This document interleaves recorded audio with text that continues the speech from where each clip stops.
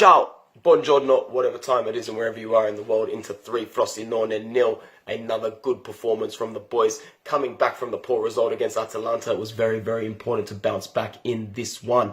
So let's just go through it nice and quickly. Not going to keep you guys hanging too long here today because we all want to go out and enjoy this fantastic day. I'm going to enjoy this beautiful Sunday in Sydney. So the first goal comes from Keita Balde in 10 minutes. Keita was easily our best performer today, in my opinion. He ran up front quite well, and I think he linked up fantastically with Lautaro Martinez and our surrounding midfielders. Another compliment I would make for Keita is that he looked a lot better on the left-hand side as opposed to the right. He enjoys that slight little cut-in, and I think he performs well with Quadra Samoa as well. Some of our other standout performances. It's very easy to look at 3-0 from an attacking perspective, but, you know, the 0 has to come from somewhere, and that comes from Milan Skriniar and Stefan de Vrij. There were countless times today where Skriniar made it look like boys versus men in the back. You know, you get players coming up to him and he just bullies you off the ball. There was one point in the second half where he gets the ball off someone, beats him, beats another player, and then distributes the ball like 17 yards out to the left wing. Like, come on, man. This is world-class stuff we've got going on here. So I don't give a shit if you're Chelsea, Man United, Man City, Barca, 70, 80, 90. This guy is not for sale. Not for sale. 100%. Stefan de Vrij is growing into his role as the best centre-back partner for Skriniar as well. I have no doubt we are set at the back for a while. Danilo D'Ambrosio had an okay performance. But if you're having an okay performance against sides like Frosinone, you need to watch yourself a little bit because okay performances against them aren't good enough.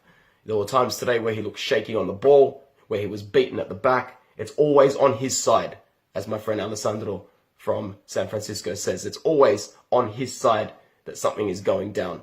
So with Vershaliko's injury, I'm worried. Like, today's result is great, don't get me wrong, but we've got Spurs this week, who just beat Chelsea 3-1. That's 3-1 this morning. Spurs beat Chelsea, who I think were undefeated in the Premier League before this morning.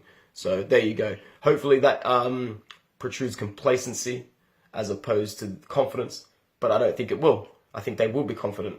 In terms of the performance, going back to our players, Asamoah had a decent performance again. Politano was fantastic. He was electric on that right-hand side. He is everything that we were missing with Antonio Candreva. Speaking of Candreva, he came on, got a few minutes, and at the end it was good to see him get a few minutes. It's good to see Candreva get on when we're up 2-3-0 because it gives him the freedom to just knock the ball around and do what he wants and have a little bit of fun. And when he's allowed to have a bit of fun, I guess it looks better because when we're seriously relying on Antonio Candreva, it doesn't work. And even today, in the couple of times that he had a chance, he missed a header from about 4 yards out, didn't even hit the target, was shocking.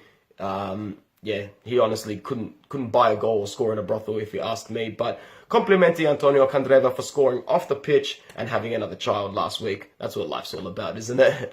Raja Nainggolan was virtually invisible for the first 20 minutes of the match. Started to grow into the first half and started to be the link-up play. But as Spalletti has said before, just because the Formazione says that he's playing as a trequartista, he doesn't actually assume that role of the number 10 in attack as often as he would. You'll notice that he often drops back to collect the ball or drops back to help out on the defense. So he is what Spalletti has called an extra midfielder, basically. And that's where he's doing his job quite well. Other than that, I need to compliment Borja Valero and Lautaro Martinez, who played excellent today. Borja Valero got another 90 minutes under his belt, and I guess against sides like Frosinone, he can do that. He can play for 90 minutes, and it won't be an issue. Martinez, after a shaky first half, missed a couple of chances, but, you know, in the end, he was fine, got himself on the score sheet, and you could just tell based on his celebration, he was really, really happy. Guys, from everyone here at Inter Worldwide, we just want to say quickly thank you once again. I'm not going to look into the Spurs preview because there's going to be plenty of content coming from me over the next few days. You'll see my face previewing the match as well. So please, if you haven't already, like, share and subscribe and tell all your Interesti friends, and make sure you like and subscribe to the YouTube channel. That'll be in the link below as well, as we are trying really hard to get that off the map. Ragazzi, what a Sunday, what a day. 3-0 into 3, Frosinone 0. Drop your comments as to who you think will be the man of the match, because there was a few different comments flying around. A few people thought Martinez, but most people are saying Keita Balde, who would be my choice as well. Thanks to the few people that tuned into the live sector today as well.